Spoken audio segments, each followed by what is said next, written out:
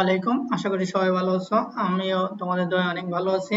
আমরা আজকে গণিত বইয়ের পঞ্চম শ্রেণীর 19 পৃষ্ঠা অনুশীলনীর সমাধান 2 থেকে 6 দাগ পর্যন্ত দেখব এবং শুনবো। সবাই ভালো করে দেখো এবং শোনো। সবাই প্রশ্নের দেখো 2 দাগ।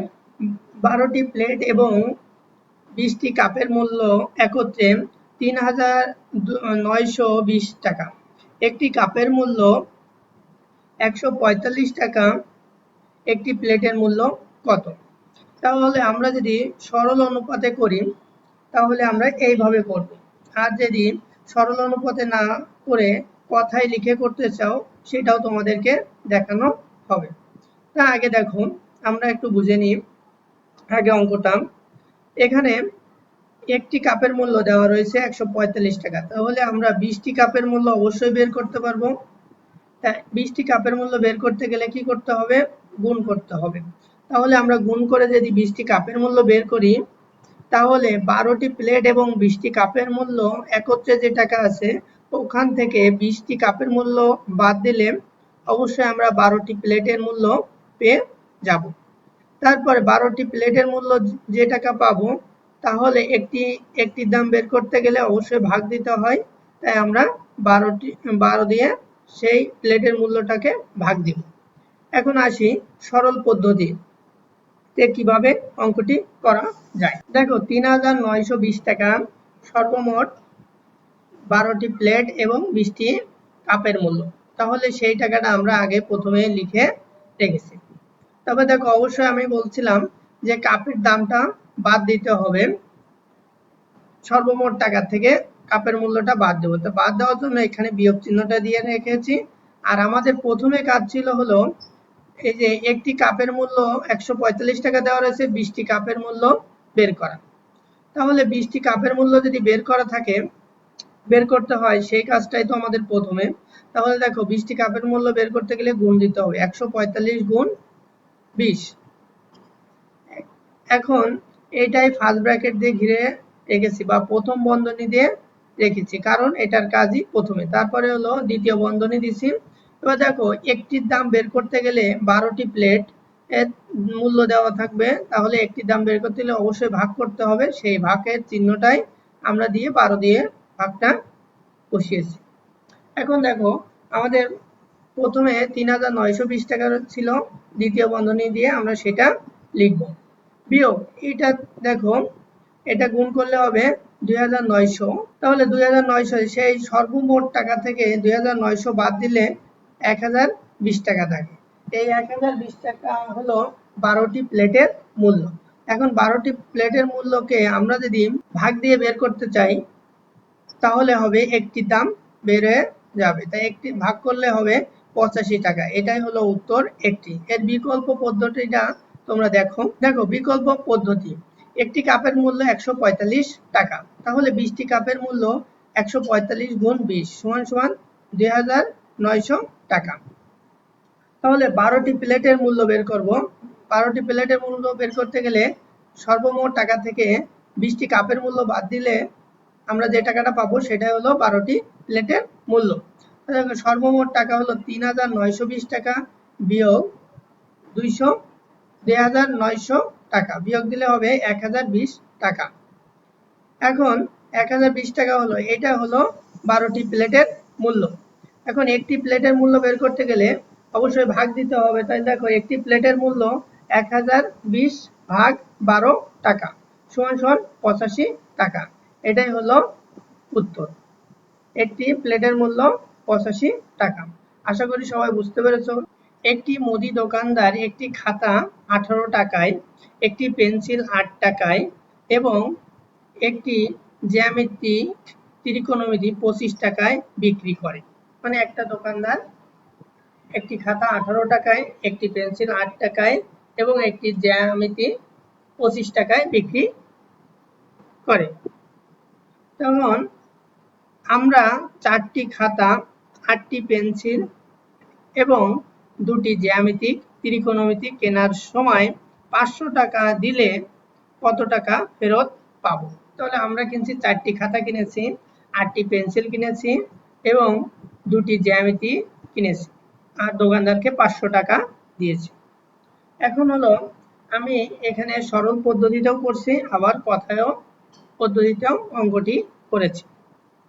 তোমাদের দো পদ্ধতিতে দেখানো হবে, তোমরা ধৈর্য ধরে দেখো। প্রথমে দেখো, মোট ছিল 500 টাকা, আমরা দোকানদারকে দিয়েছি, তাই 500 টাকা এখানে লিখেছি। 500 বিয়োগ, মানে যে টাকা ক্রয় করেছি সেই টাকা মানে আমাদের রেখে দিয়ে বাকি টাকা ফেরত দিব, তাই 500 টাকা মোট দিয়েছি। তাই 500 থেকে আমরা যে টাকা ক্রয় করেছি সেটা বের করব আগে।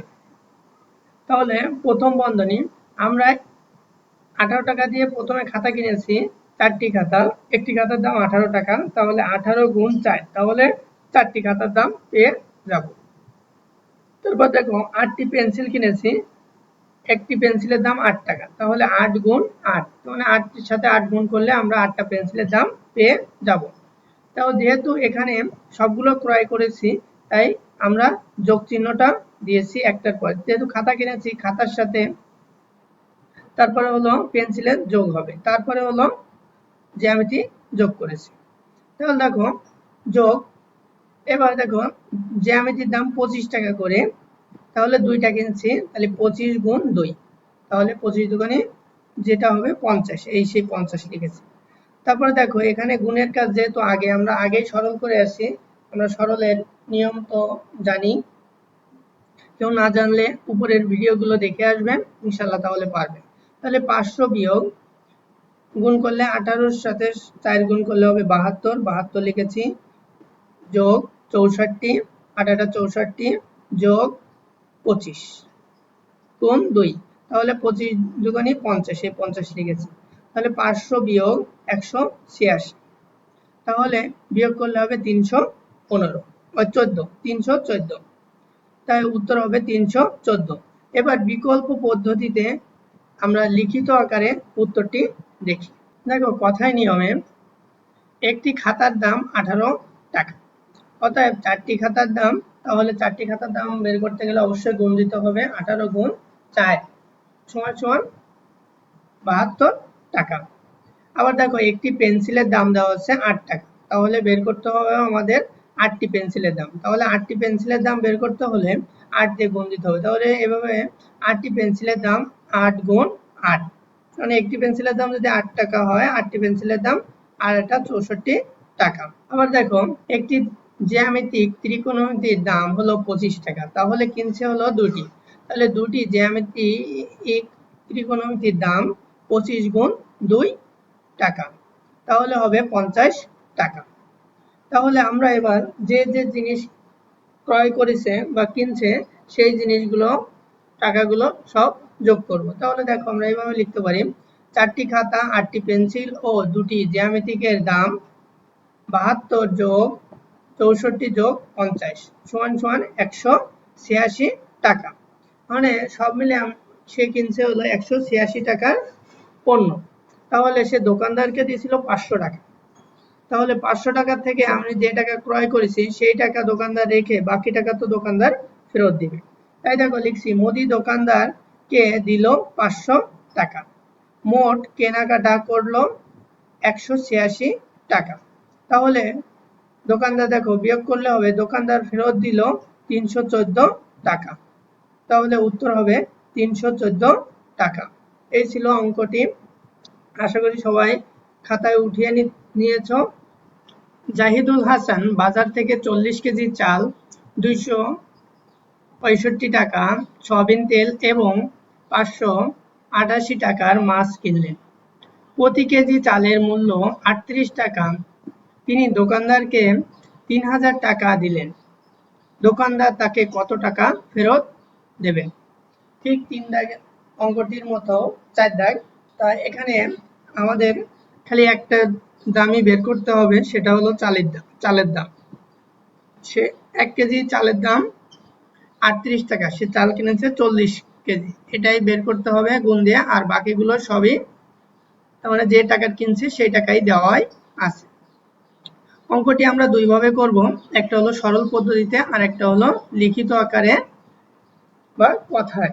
দো পদ্ধতিতে আমরা দেখব, যার যেটা ভালো লাগবে তোমরা সেই পদ্ধতিটা করবে। দেখো সমাধান, যেহেতু 3000 টাকা দোকানদারকে দিছে, মূল টাকা হলো 3000, 3000 তে আমরা বিয়োগ দিলে যে টাকা কেনাকাটা করছে সেই টাকা বিয়োগ দিলে আমরা পেয়ে যাব দোকানদার আমাদের কয় টাকা ফেরত দিবে। তাহলে দ্বিতীয় বন্ধনী দেখো, প্রথমে হলো চালের দাম বের করব 40 গুণ 38, কারণ 1 কেজি চালের দাম 38 টাকা, তাহলে 40 কেজি চাল কিনেছি সেটা আমরা গুণ দিয়েছি, বাকিগুলো যোগ দিব, কারণ এখানে সে সম্পূর্ণ টাকারই কিনছে, মানে 265 টাকারই কিনছে, এখানে কেজি দরে কিনে নাই। তারপরে যোগ 588 টাকা, তারপরে সেকেন্ড ব্র্যাকেট বা সেকেন্ড বন্ধনী, তারপরে সমান সমান 3000 বিয়োগ, গুণ করলে হবে 1520 যোগ 265 যোগ 528, তাহলে 3000 বিয়োগ এটা যোগ করলে হবে 2373 টাকা, তারপর বিয়োগ করলে হবে 627 টাকা, এখানে উত্তর হবে 627 টাকা। তাহলে আমরা এবার বিকল্প পদ্ধতিতে দেখব, মানে লিখিত আকারে কিভাবে করা যায় সেটাই দেখব। দেখো লিখিত আকারে 4 দাগ, 1 কেজি চালের দাম 38 টাকা, তাহলে 40 কেজি চাল বের করব দাম, তাহলে 40 কেজি চালের দাম 38 গুণ 40 টাকা, গুণ করলে হবে 1520 টাকা। তাহলে জাহিদুল হাসান মোট বাজার করেন 1520 যোগ 265 যোগ 588 টাকা, তাহলে সবগুলো যোগ করলে হবে 2373 টাকা। তাহলে দোকানদার তাকে ফেরত দিল 3000 বিয়োগ 2373 টাকা, এটাই হলো উত্তর। দুটি গরু এবং 3টি ছাগলের মূল্য একত্রে 45,080 টাকা। একটি ছাগলের মূল্য 4,560 টাকা, একটি গরুর মূল্য কত? ঠিক একই অঙ্ক, সেই প্লেটের যে অঙ্কটা করেছিলাম এবং কাপের যে অঙ্কটি করেছিলাম, ঠিক একই নিয়মের অঙ্ক এটাও, এখানে গরু আর ছাগল দিয়ে বোঝানো হয়েছে।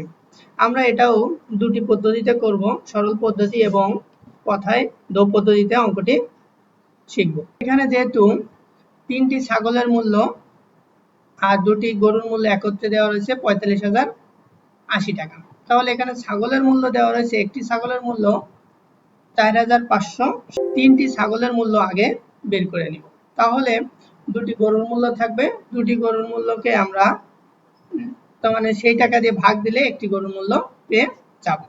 দেখো, তাই বরাবরের মতো আমরা প্রথমেই সেটা লিখে নিয়েছি যে মূল টাকা হলো 45,080 টাকা, বিয়োগ এখানে আগে 3টা ছাগলের মূল্য বের করেছি, 3টা ছাগলের একটির দাম যদি 4,560 টাকা হয়, তাহলে 3টের দাম বের করতে গেলে অবশ্যই গুণ দিয়ে বের করতে হবে, গুণ 3।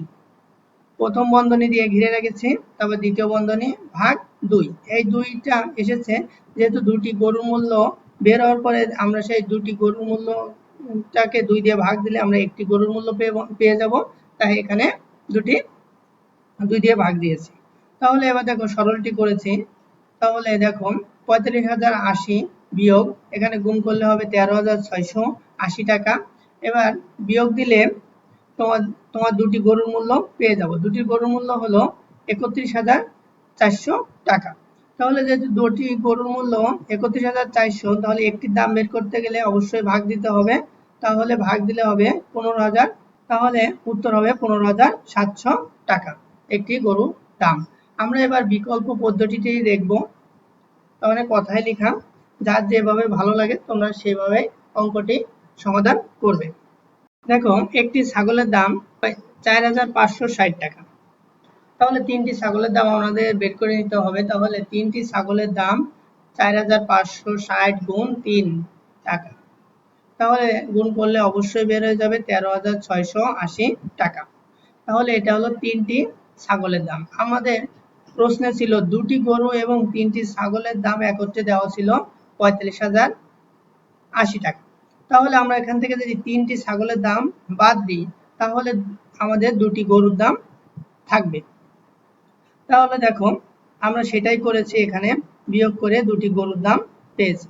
এখন 2টি গরুর দামের থেকে 2টি গরুর দাম যেহেতু পেয়েছি, তাহলে একটি গরুর দাম বের করতে গেলে আমাদের অবশ্যই ভাগ দিতে হবে, তাই আমরা একটি গরুর দাম বের করেছি 31,400 ভাগ 2, তাহলে ভাগ দিলে হলো 15,700 টাকা। উত্তর 15,700। এটাই হলো উত্তর। তারিক, জসিম এবং হালিম একটি ফলের দোকানে গেল। তারা নিচের চিত্র অনুযায়ী 6টি কলা, 3টি কমলা ও 9টি আম কিনল এবং মোট মূল্য তিনজনের সমানভাবে ভাগ করে দিল। প্রত্যেকে কত টাকা দিল? দেখো এখানে একটি কলা দাম দেওয়া রয়েছে 10 টাকা, একটি কমলার দাম দেওয়া রয়েছে 12 টাকা, একটা আমের দাম দেওয়া রয়েছে 25 টাকা।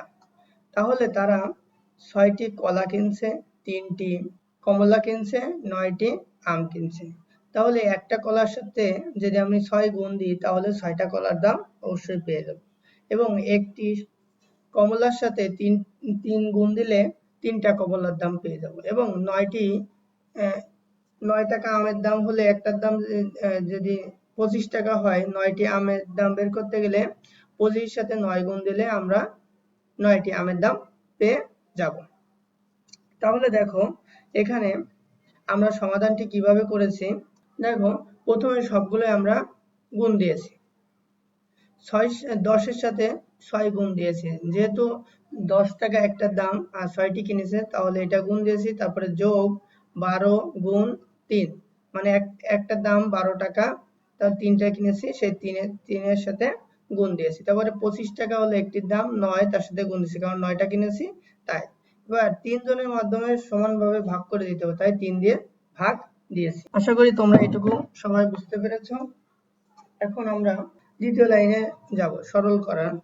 দেখো দ্বিতীয় লাইনে সমান সমান, যেহেতু গুণের কাজ আগে আমরা শিখেছি বিগত সমাধান থেকে, তাহলে এটাও ঠিক সেম ভাবে। দেখো গুণ দিলে হবে 6 দশকের 60, যোগ চিহ্ন থেকে গেছে, 3 বারং 36, 36 লিখেছি, যোগ দিয়েছি, তারপরে 9 সাথে 25 গুণ করলে 225, ভাগ ছিল 3 জনের, যেহেতু 3 জন সমানভাবে ভাগ করে নিবে, যে টাকা খরচ হয়েছে তাই 3 দিয়ে। তারপরে দেখো সবগুলো যোগ করলে হবে 321 ভাগ 3, ভাগ করলে হবে 160, তাই উত্তর হবে 107 টাকা। আশা করি সবাই উত্তরটি বুঝতে পেরেছো।